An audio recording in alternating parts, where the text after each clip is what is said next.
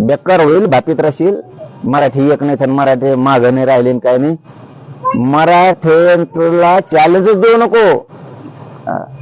वेळ पडले ना एका दिवसात 4 कोटी मराठी रस्त्यावर येतील, एका दिवसात. खरंच चॅलेंज देऊ नको. ज्या दिवशी बघायचं असेल ना याच्या मागं मराठी आहेत का नाहीत माया मागं, त्या दिवशी तुझ्या हातातून वेळ गेलेली असेल, फडणवीस गेलेली असेल.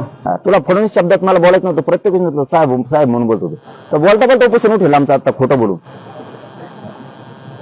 आता बोलता बोलता खोटं बोलून तो उपोषण उठवलं आमचं. दिल्लीतून सांगितलं. याच्यामुळे मी तुला बोलत नाही खरं कारण ते त्या दिवशी व्यासपीठावर म्हणत होते बोलायचं का, मीडिया सुद्धा आलं मला नाही बोलायचं, मला काम करा फक्त हे. आम्ही तुला मानलं होतं फडणवीस, मानलं होतं, खरंच मानलं होतं. हे ठेवा विश्वास याच्यावरती. आहे चांगला, करील सगळे काम, मराठ्यांशी नाही दगा फाटका करायचा, गद्दारी करायचा. तर तू गोड बोलून गद्दारी करायला रे, गोड बोलून गद्दारी करायला. असं वागू नको गोरगरीब मराठ्यांशी.